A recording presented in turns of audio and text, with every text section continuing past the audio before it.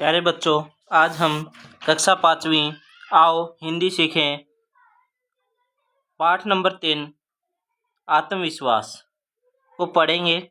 चलिए स्टार्ट करते हैं।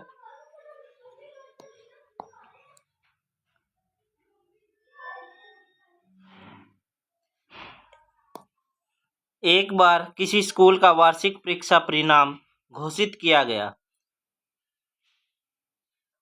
एक बार क्या है, किसी स्कूल का वार्षिक परीक्षा परिणाम क्या होता है? जो आपका फाइनल रिजल्ट होता है, जो पूरी क्लास जब आपकी समाप्त हो जाती है, जब आपके साल के जो लास्ट जो एग्ज़ाम होते हैं उसको हम वार्षिक परीक्षा परिणाम कहते हैं। घोषित किया गया।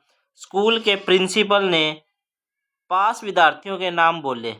जो विद्यार्थी पास था उन्हीं के नाम बोले प्रिंसिपल ने और उन्हें पास होने की बधाई दी। जो बच्चे पास हो गए, जो विद्यार्थी पास हो गए, उनको बधाई दी पास होने की। एक विद्यार्थी प्रिंसिपल द्वारा बोले गए परिणाम से नाखुश था।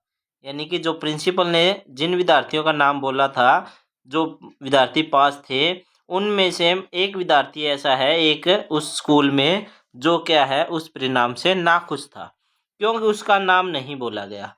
उसका नाम जो है बोला नहीं गया उस जो सूची में। उसने तुरंत खड़े होकर प्रिंसिपल से निवेदन किया।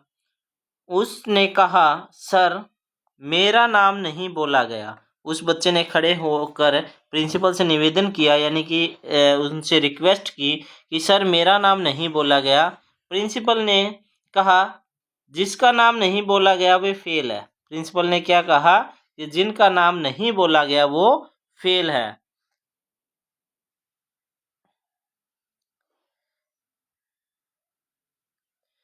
किंतु वह बालक आत्मविश्वासी था। वो बालक क्या था? आत्मविश्वासी। आत्मविश्वासी क्या होता है? जिसको खुद पर विश्वास हो।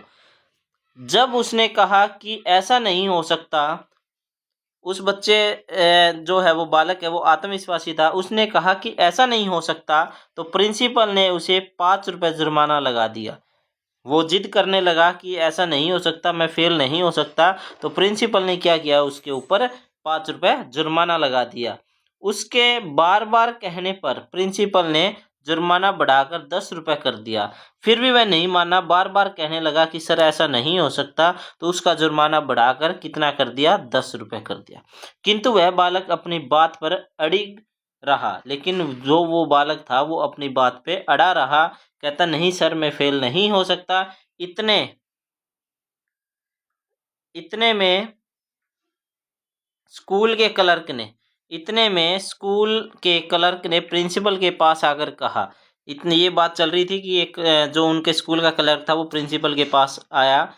कहा, सर क्षमा करें, माफ़ी मांग रहे हैं। आपको जो पास विद्यार्थियों की सूची दी गई थी उसमें एक विद्यार्थी का नाम टाइप होने से रह गया। यानी कि जो क्लर्क ने कहा प्रिंसिपल सर को कि जो आपको सूची दी गई थी पास विद्यार्थियों की, उनमें एक विद्यार्थी का नाम टाइप होने से रह गया। कृपया पास विद्यार्थियों की सूची में मैं एक विद्यार्थी का नाम और जोड़ ले। उसने कहा, कृपया पास विद्यार्थियों की सूची में एक विद्यार्थी का नाम और जोड़ ले, कि एक विद्यार्थी का नाम और जोड़ लिया जाए। यह वही विद्यार्थी था जो प्रिंसिपल से अपने पास होने का दावा कर रहा था। ये वही विद्यार्थी था जो प्रिंसिपल को बार बार कह रहा था कि सर मैं फेल नहीं हो सकता। वह केवल पास ही नहीं था, अपितु उसके अंक भी कक्षा में सबसे अधिक थे। वो केवल पास नहीं बल्कि पूरी कक्षा में सबसे ज़्यादा अंक थे उसके। बच्चों, यह बालक और कोई नहीं था बल्कि डॉक्टर राजेंद्र प्रसाद थे। यह बालक कोई और नहीं, डॉक्टर राजेंद्र प्रसाद जी थे, जो भारत के प्रथम राष्ट्रपति बने।